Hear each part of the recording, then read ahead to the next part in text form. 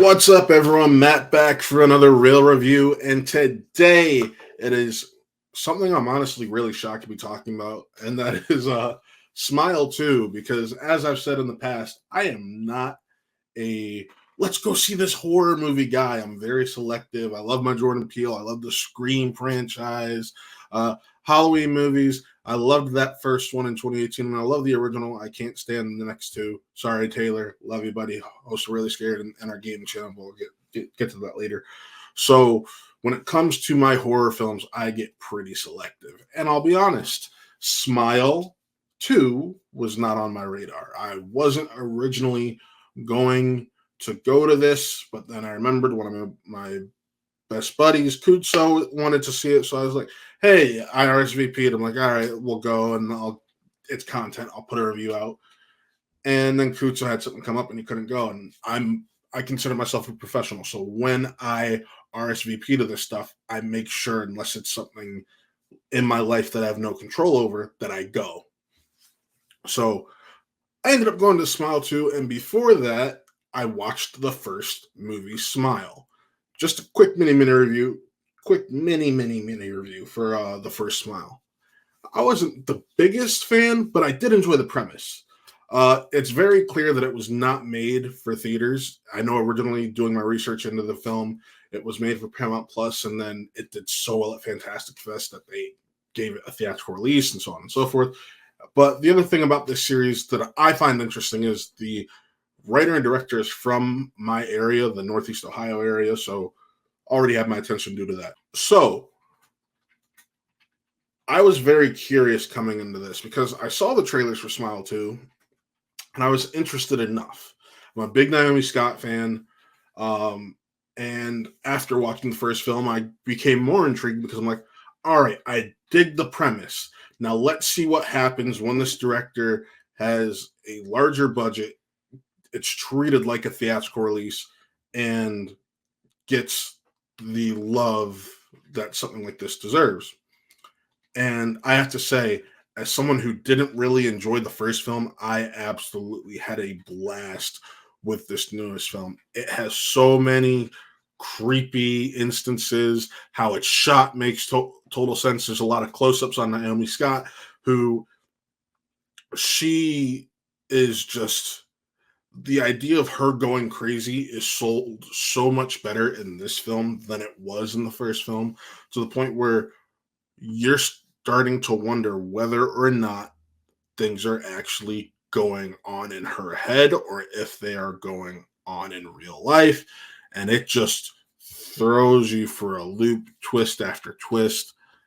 And it's very gruesome. I am very squeamish with a lot of horror. There's a reason I will never watch the Terrifier films. But there were scenes that I even jumped at. And it is more of a jump scare film, but these jump scares feel more earned. It's not like, hey, we're just done a jump scare to throw them at you. They serve a purpose, especially when you're talking about someone going insane and they're seeing things that are either in their head or not, or they are real and they can't figure out which is which. It works in this to a really strong degree. Parker Finn does a fantastic job. I had so much fun. I will own this film. I will be buying this. This is going on my horror shelf. But just the cinematography, some of the angles, it feels like a much more put together film, to the point where you are sometimes just sitting there in awe of it. It's an entire step up. I'm so happy. I honestly, if I hadn't reviewed this movie, I probably wouldn't have seen it. But it's one of those films that you end up glad you saw it, especially in theaters, because the theatrical experience is undefeated. So if I'm having to give Smile 2 a rating, it's a 4 out of 5. Fantastic performances, especially from Naomi Scott, who I'm a big fan of from Power Rangers and the Aladdin live action remake. Great direction, great scares, great visuals. There's just so much positive I have to say about this film. My only negative would be the runtime. It's 2 hours and 7 minutes. Normally, horror clocks in about 145 tops ish. And there was a point towards the end, I felt it a little bit, but not as negatively as, or not as much as I felt the runtime in, say, a movie I hated, such as See No Evil earlier this year. It is brisk, it is paced well, it's just slightly too long for my liking. So for that, I'm giving it a 4 out of 5. It is something I think everyone should go see in theaters, and I think people will, because a lot of people, it's just one of those things that will surprise people, and I'm so happy for it. But ultimately, we're not all here about what I think. What do you guys think? If you're seeing Smile this weekend, let me know in the comments. If you've seen Smile already and you're watching this after you've seen it, let me know what you thought in the comments. Remember to like, subscribe, and follow everything we're doing over here at Watt Real Entertainment, and that includes our sister channel, Watt Gaming, which is run by my partner Taylor Cleek.